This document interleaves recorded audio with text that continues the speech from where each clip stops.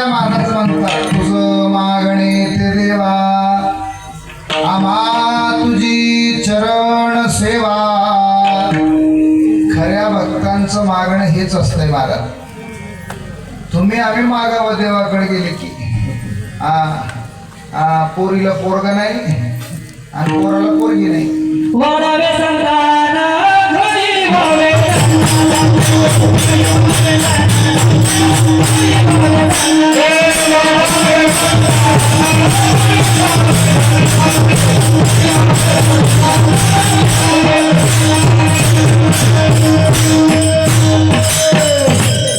वाढावे संतान गृही व्हावे धनधान्य म्हणून आम्ही नवस करतो. पण कसं आहे महाराज, नवस असा केला पाहिजे की त्या नवसानं सर्वच काही गोष्टी झाल्या पाहिजे.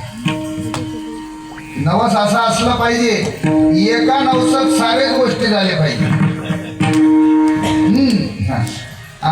एक आंधळ्या व्यक्तीला देव प्रसन्न झालाय म्हण. डोळे नाहीत दोन्ही, आंधळ्या व्यक्ती आहे, देव प्रसन्न झालं. त्या आंधळ्याला विचारलंय म्हणा देवानं तुला काय पाहिजे माग. ते म्हणला म्हणा दुसरं काही नाही गड्या, माझं नातवाचं बारसं बघायचं आहे मला. कोणाचं नात. आता नातवाचं बारसं बघायचं म्हणल्यावर काय काय करावं लागेल देवाला. पहिलं याला डोळे द्यावं लागतील. पहिलं याला डोळे द्यावं लागतील.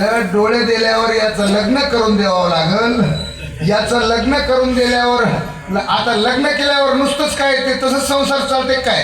त्याला काही चालवण्यासाठी लागते की नाही. ते सर्व भरपाई कोण करावं लागेल. देव करावं लागेल. कौरव त्याला नातू होऊस तर मागणी कसं आहे म्हणाला. एकदा मागितले की पुन्हा 2-4 पिढ्या कामच नाही महाराज. असंच तरी मागणी असलं पाहिजे. पण आमचं मागणं तसं नाही. आमचं उलू गोष्टीसाठी जाऊन मागायचं असते. उलू गोष्टीसाठी नाही का. तुम्ही काय म्हणता थोड्या गोष्टीसाठी. थोड्या गोष्टीसाठी आपण देवाकडे जाऊन मागत असतो. बरं मागून सुद्धा आमचं मागणी योगायोगानं जर पूर्ण झाली आम्ही नेऊन काय फोडत असतो त्या देवाच्या मंदिरात नारळ. नारळ कोणाच्या नावानं फोडता म्हणाला. आणि खाताय कोण. माणसं. मधातलं नारळ कोण खाते. मग खोबरं कोण खाते. देव का माणूस.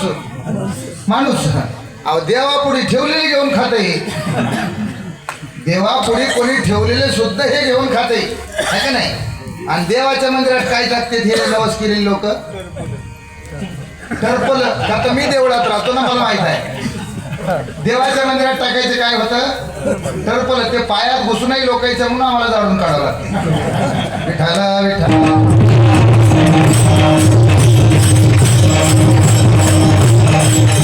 आमच्या मागण्यात आणि संतांच्या मागण्यात जमीन आसमानचा फरक आहे. आणि परमार्थ करीत असताना साधकांनी देवावर कुठल्याही प्रकारचा भार घालायचं नसते. कशाचा. या व्यवहाराचा. महाराजांनी सांगितले निर्हेतुने भक्ती करी संकष्ट पाडू नाही देवावरी पुण्यहानी होय निर्धारी. पुण्याची हानी होत असते म्हणजे देवावर संकष्ट घालीत बसल्यावर. म्हणून खरे माणसं सच्चे माणसं आणि तपस्वी माणसं काही चमत्कार करून काही करून दाखवित नाहीत. हे अलीकडे लोक होतं काही करून दाखवायचे आणि काही करायचे. अलीकडचेच होतं. ते पलीकडे पोहोचलेले लोक कोणाला चमत्कार करून दाखविणे नाहीतर हातात राग दिले की त्याचं साकार होणे असले काही गोष्टी पलीकडे पोहोचलेले लोक करीत नाही. या अलीकडले लोक जमा करायसाठी असले काही दुकानं भरवीत असतात.